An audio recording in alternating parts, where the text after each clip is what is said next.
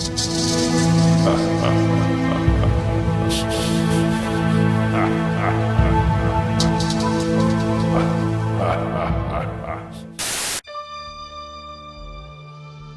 kids of Elm Street don't know it yet, but something is coming to get them.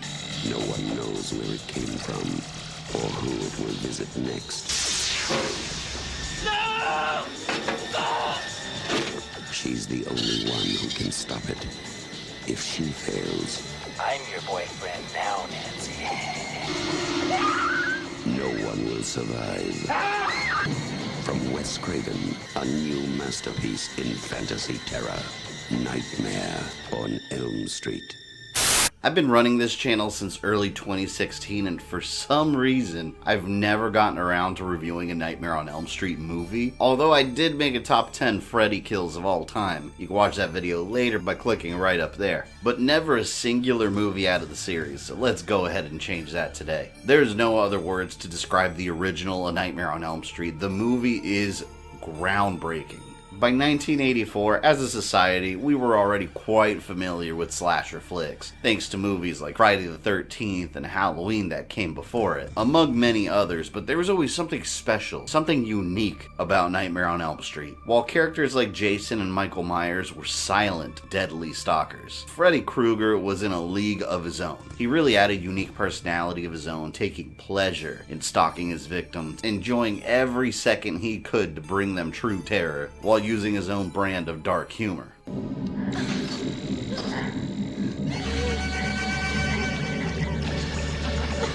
Please, God. This is God.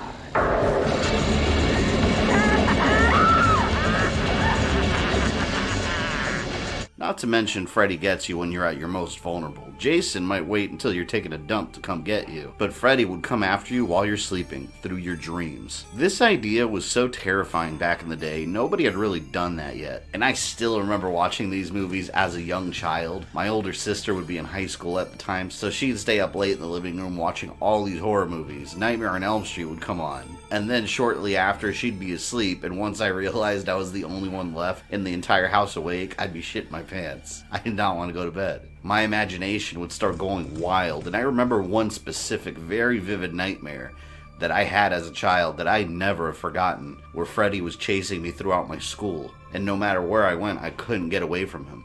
And that's what the movie does. That's what it does. It gets in your mind. For example, if you stay home on Halloween night, you'll probably get some trick-or-treaters at the door, right? You're likely not going to face an actual Michael Myers-like person stalking you. But when you're dreaming, anything can happen. Are you there?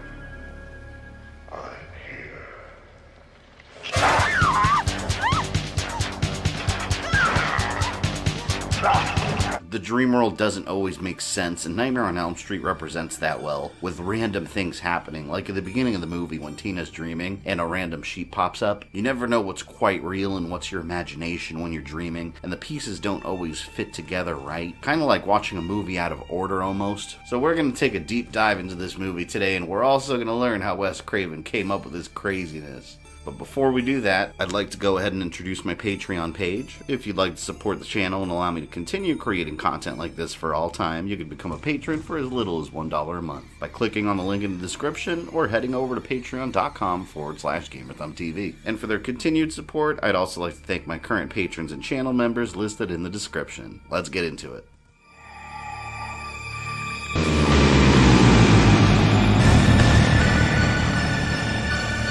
The character of Freddy Krueger isn't your typical masked slasher. He's a burned up, melted mess with a razor glove, with the added backstory of being a child murderer. This small fact helps make him one of the most effectively scary horror movie monsters of all time. While other slasher villains randomly find and kill teenagers they encounter, Freddy made it his thing to prey on the most innocent targets you can go after, as the Springwood Slasher of Springwood, Ohio. Eventually, the parents of Elm Street came together and set Freddy on fire, sending him straight to hell, and years later he returned as a dream demon bent on revenge. It's a crazy origin, and the story of how Wes Craven came up with Freddy is actually a really interesting one. In the 70s, he read a newspaper article about war refugees from Asian countries suffering nightmares and refusing to sleep. Then they died soon after. When he was a child, Wes Craven also had his own school bully that he identified as Fred Krueger. He's also told the story of an elderly man he saw walking outside his house once that stopped to stare at him, a moment that really freaked him out. So he combined all these memories together from his adolescence and came up with the idea of Nightmare on Elm Street. And Freddy himself was almost a very different monster. Originally, he was going to be bulkier, physically larger threat. Kane Hodder, who famously played Jason in Friday the 13th, was even considered for the role. Instead, we ended with Robert Englund, who became legendary among horror fans. One of those rare cases where an actor makes such a strong impression as a character to the point where you never want anyone else playing him. He made the role his own, and he threw everything he had into it. And it shows. He is Freddy, and his iconic sweater was chosen to be red and green after Wes Craven read an article in Scientific American magazine that said those two colors were the most clashing to the human retina. He basically wanted everything about Freddy's appearance to look uncomfortable as possible to the human eye, including his facial makeup. Freddy had to have several burn scars, and makeup artist David Miller did such a great job with the final look because he based Freddy's look on photographs of real burn victims. A horrible thing for sure, but it ended up with a terrifying looking creature. And originally when his weapon was being designed, it was going to be a sickle. And eventually this turned into Freddy wielding a glove with claws on them. In my opinion, a much better decision and much more unique, instead of just being some sort of generic dream Grim Reaper. But the most mind-blowing fact about Nightmare on Elm Street is the journey for it to be released. Wes Craven pitched it to multiple studios. It was rejected multiple times. Nobody wanted it. And one of the studios that was actually interested was Walt Disney. You heard that right. Nightmare on Elm Street was almost a Disney movie. But they wanted him to tone it down and make it friendly for children. Of course, he declined that horrible idea, and we ended up with Nightmare on Elm Street in its final form. A film that spawned multiple sequels, a TV series, a crossover with Jason. To say it was successful was an understatement. Nightmare on Elm Street focuses on 4 main teens, and one thing I can immediately say about them is that they each play an important role in the story. They're not just that typical cannon fodder, mindless teens that get taken out by the killer one by one. These characters actually have some sort of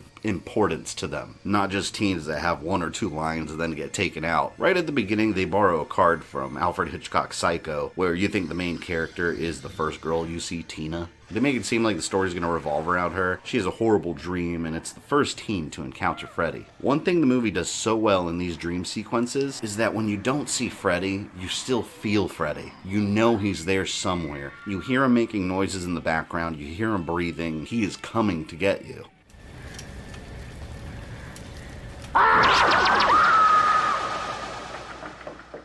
After having her nightmare about Freddy, Tina described it to her friends, one of the worst nightmares she ever had, and they had an excellent reaction. Matter of fact, I had a bad dream last night myself. I had a hard-on this morning when I woke up, Tina. Had your name written all over it. There's 4 letters in my name, Rod. How could there be room on your joint for 4 letters? Rod is her boyfriend. He's the asshole of the group. Every movie has that cocky teenager that thinks he's hot shit and gets into confrontations with other people. It's Riley and Ricky Lance down just 3 yards from the goal line. What a brilliant tackle, and the fans go wild. What the hell are you doing here? Came to make up, no big deal. You guys are gonna hang around, right? I mean, don't leave me alone with this lunatic. Please, Nancy. And this is where the mystery of Freddy Krueger begins. Tina and her friend Nancy start realizing that they're having similar dreams, something nobody else is really making a big deal of initially. But after Tina had her nightmare, she's terrified of being alone, and wants to have a big sleepover at her house since her parents are out of town, and she doesn't want to be alone when she's asleep. She invites over Nancy and her own boyfriend Glenn, a young baby-faced Johnny Depp, in his first movie ever. Look at him, he looks like a kid. That's right, this mega actor that has been in a million things started off as an Elm Street kid, which is not that uncommon. You'd be surprised how many actors started off in slasher flicks that they didn't think were going to blow up into anything big. They all go over for the sleepover at night, and poor Glenn just wants to have some alone time with Nancy, but she wants none of it at the moment. She's just there to support her friend because she's scared to sleep alone. Instead, young Glenn gets to listen to Tina and Rod get it on like wild animals.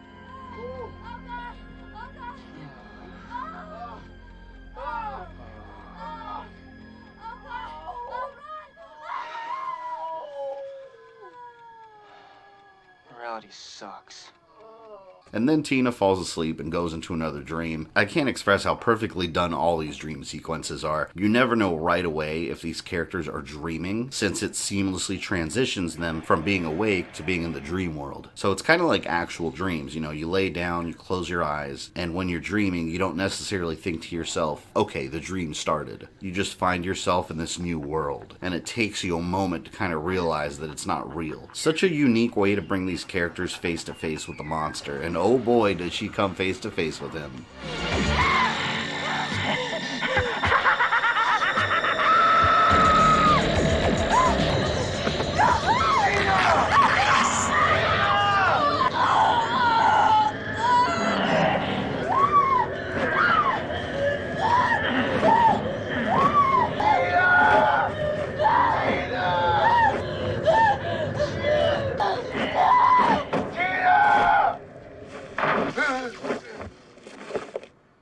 Tina's dead. Much like the original Psycho with the Marion Crane character, make the viewer believe they know who the main character is and then kill them off. The crime scene is a mess, blood is splattered everywhere, Rod has no idea what the hell he was looking at, Nancy and Glenn are horrified, and Rod flew out the window. He ran. The police have no explanation and come to the conclusion that Rod killed her with some kind of blade of some sort. And Nancy knows something's up, since Tina was talking about someone coming after her in a dream. Apparently he was crazy jealous.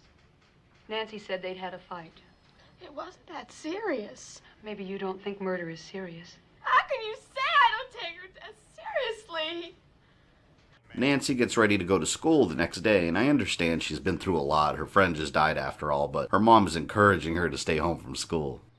Where do you think you're going? School. Honey, you were tossing and turning all night last night. You've no business going to school today. What parent has to convince their child to stay home? I would have jumped at the chance as a teenager. I hated school. I always did. I just wanted to stay home, play my PS2 and GameCube, and wait for that afternoon's newest episode of Dragon Ball Z. But Nancy's mom, Marge, is not a traditional, responsible mom. She's most definitely an alcoholic, drowning in her own sorrows. Eventually, Nancy does run into Rod, and he's in a full panic. He's trying to get away from the police. He thinks they're going to shoot him for what he supposedly did. And Officer Donald Thompson catches him, who also happens to be Nancy's dad. There was somebody else there. The door was locked from your side. Don't look at me like I'm some fucking fruitcake or something. Just move away from us, son. Real easy, like your ass depended on it. Hold it right there. Watch it. Hold him. All right. I'm cool. Okay, I got him. You used me. What the hell were you doing going to school today for anyway? Again, another parent demanding that their child stay home from school. I love it. And Nancy probably should have followed her parents' advice and stayed home. A lot of times at that age, school can be quite boring, and what do you do when you're overly bored? You get tired, you fall asleep. Freddy's ultimate weapon. It's what he wants. And when Nancy's in school, it reminds me of the scene in the original Halloween, when Laurie Strode is in class and she sees Michael staring at her outside the window, but Nancy doesn't have her stalker looking at her through the window. He's waiting for her to pop up in the dream world. She just closed her eyes for a second, and she's back in. Another great example of seamless transition into dreams from being awake seconds before. I always find it eerie too how all the other students are completely still in the background. At this point, it's obvious that she's not awake. She sees Tina's body being dragged away in a body bag, and this is one of those scenes that always scared the hell out of me as a kid. Just the visuals here. The body being dragged away by an invisible force, the completely silent and empty hallways. It's terrifying. And then Nancy runs into the school hall monitor, hilariously a random girl wearing the Freddy sweater. Hey, Nancy. No running in the hallway. How funny would it have been if this ended up being the actual killer in the series? Just this regular looking girl with pigtails. In this dream world of hers, Nancy has her own Freddy encounter, and we really get a glimpse of how Freddy likes to operate. He loves to play with his prey. He's not even necessarily trying to kill her at this point. He's just having too much fun toying with her, and I love the noise his claws make.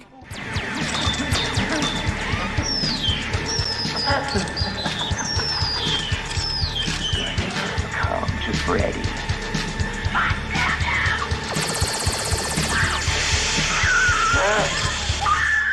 Nancy burns herself in the dream, and this makes herself wake up in the real world. She's flipping out. All the other kids are looking at her like she's crazy. It's embarrassing. And on the way home, she notices the burn. This is when she starts to realize that some things happening in her dreams are crossing over into reality. Meanwhile, Rod's in jail, locked up, and Nancy goes to visit him. Turns out he's been having similar nightmares to hers. And this goes into play later in the movies. As Freddy starts being remembered, he starts showing up in dreams more and more. That's kind of how he gains his power. There was this guy. He had knives for fingers.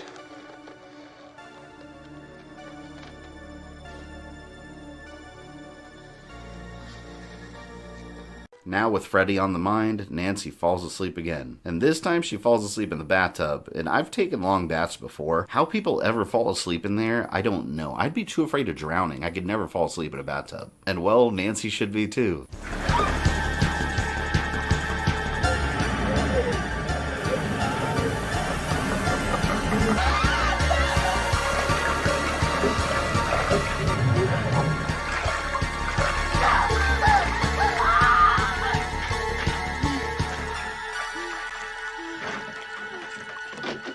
She's panicking, she's screaming for her mom, and her mom scolds her for falling asleep in the bath because apparently a ton of people die from it. Hundreds of people a year get killed like that, honey. I know, but I'm okay, Mother. I'm sorry for scaring you. Do they really, though? That sounds like a really high number for something so specific. Let me look it up. And I stand corrected. Apparently in the years 1979 and 1980, 710 people drowned in their bathtubs. What the hell? Okay, well I guess I was wrong. A lot of people do die from it. You win, Marge. Glenn comes by for a visit, sneaking in through her window later, and Nancy tells him about her crazy plan. She's obsessed with finding more about Freddy, and she's determined to go after him in her dreams. All Glenn has to do is stand guard and wake her up if anything happens. Easy enough. No way for a responsible boyfriend to mess that up. Nancy falls asleep and starts attempting to control her dream. She goes and visits Rod in his little prison cell, and Freddy's walking around. She sees him going for Rod, but the dream starts turning on her again. Freddy goes after her, and Glenn failed to do the one job that he had.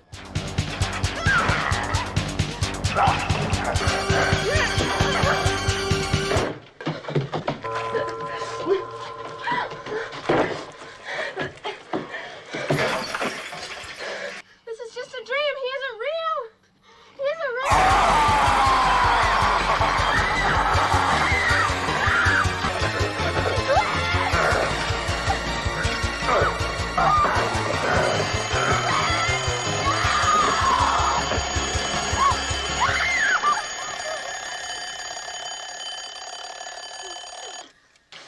You bastard. What'd I do? I just asked you to do one thing. And what did you do? You shit. You fell asleep. Nancy?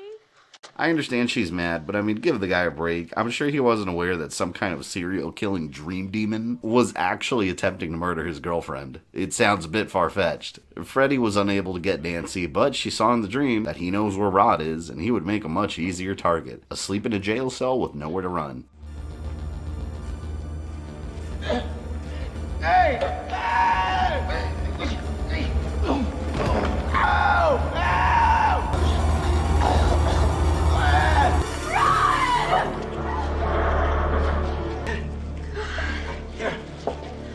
This is where the movie starts turning into more of an investigation. At Rod's funeral, Nancy describes Freddy to her parents, and it's more than obvious they know more than they're letting on. But they choose not to say anything. Her mom thinks she's going crazy. She wants to get her some help, so she takes her in for a sleep study to see what's going on when she's dreaming, and things start getting nuts. I mean, crazier than they already have been, considering the rest of the movie. Freddy comes after her again in the dream, leaving her with a cut. But this time, she was able to bring something back with her. It blows my mind on so many levels how the random staff that work there don't have a massive reaction over what just happened. This is breaking news. This girl just pulled a hat into the real world from a dream. That should be plastered on every newspaper. It should be studied how that's possible. But they don't make a really big deal out of this. Oh yeah, Nancy now has a gray streak in her hair. I guess she got too scared. I really don't know. It just kind of happens, and the movie doesn't really address it much. She confronts her mother about what she knows, and I love how the hat even has his name on it, just to be sure people know it belongs to Freddy.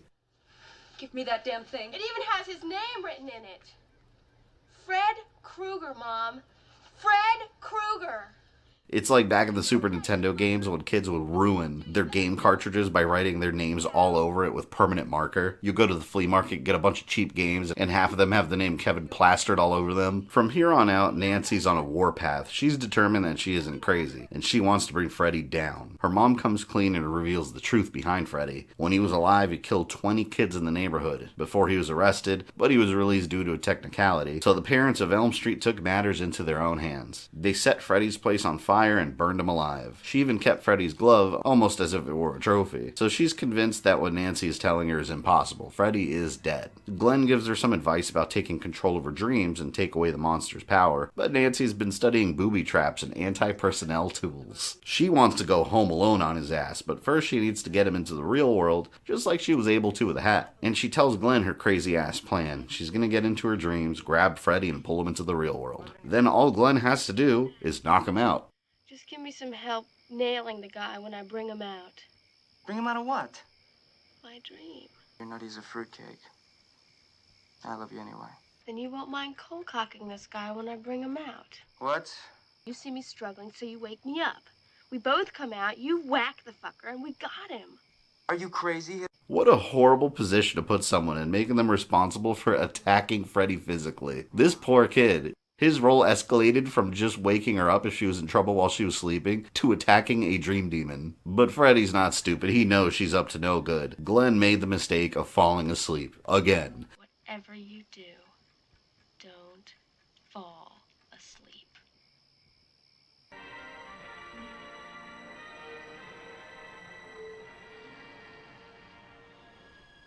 The second time in the movie, he fell asleep when he wasn't supposed to, and Freddy starts messing with Nancy's phone. Here we get a glimpse of how cheesy and campy the series will eventually become with its humor. What? I'm your boyfriend now, Nancy. Again, Freddy just likes to have fun. The scene where Freddy gets Glenn, for some reason, is this one specific scene that scarred me as a kid. Every time I thought of this movie, this scene is the one that always came to mind. Still does. He gets sucked into the bed and then explodes.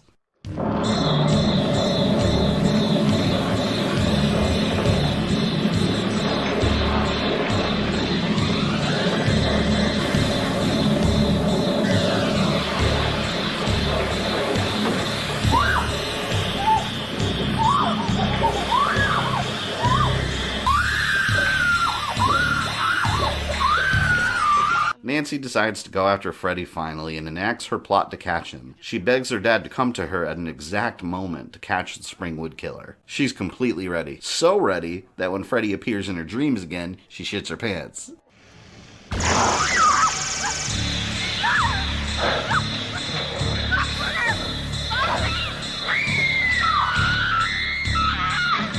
But she does latch onto him and pull him into the real world and starts yelling for her dad to come get him like a crazy person. I love how well her Home Alone traps work too. Freddy's having a rough time with Nancy. This is the real world. He doesn't have all his crazy dream powers, just his glove. He gets hit with a sledgehammer, he goes flying down the stairs, he walks into another trap that explodes. Freddy is having a rough time to say the least.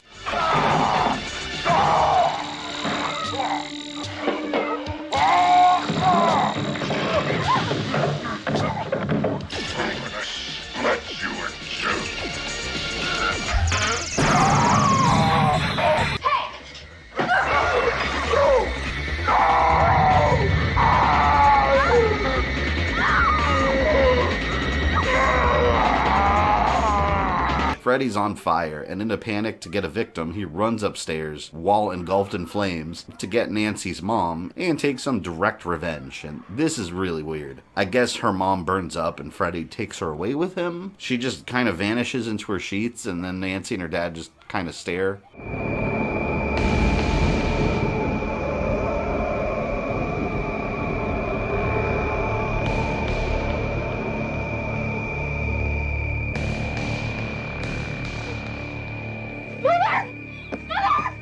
You'd think they'd be more affected about what they just saw, but I guess it makes sense, and it turns out this isn't the real world after all. She is still dreaming. The audience has been fooled, once again blurring the line between dreams and reality. But now Nancy has some balls. She's not scared of Freddy anymore, and she's gonna show him.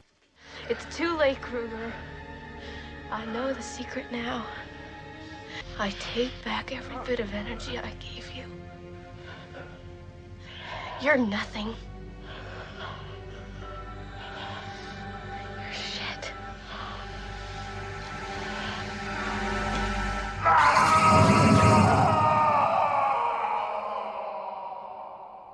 With Freddy gone, Nancy has saved the day, and everything is now perfect, tied up in a nice little bow. But not really. This ending has become infamous for making no sense at all. And I could sit here and list multiple reasons how this movie breaks its own rules with this ending. They just all go out the window. Nancy's okay, her mom is back, all her friends are happily back to life. But notice the top of the car has Freddy's colors. And then... Hey, I'm not doing this. I'm not doing this. What's going on with the window?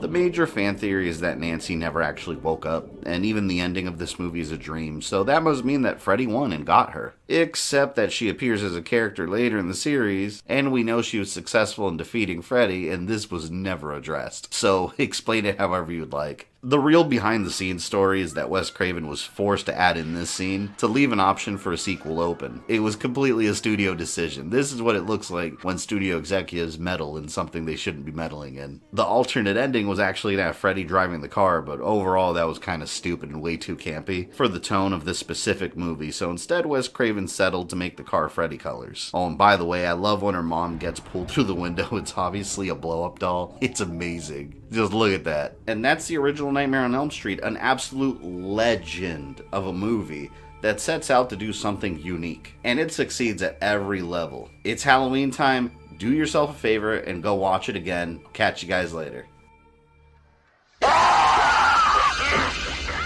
Since you made it to the end of this video, I assume you enjoyed it, so why don't you go ahead and smash that like button, subscribe, and ring the bell so you don't miss any new content. You can follow me on Facebook, Twitter, or Instagram, links in the description below, and if you'd like to support the channel, you can join my Patreon or become a channel member. This is Fabian, I love you guys, and I'll see you next time.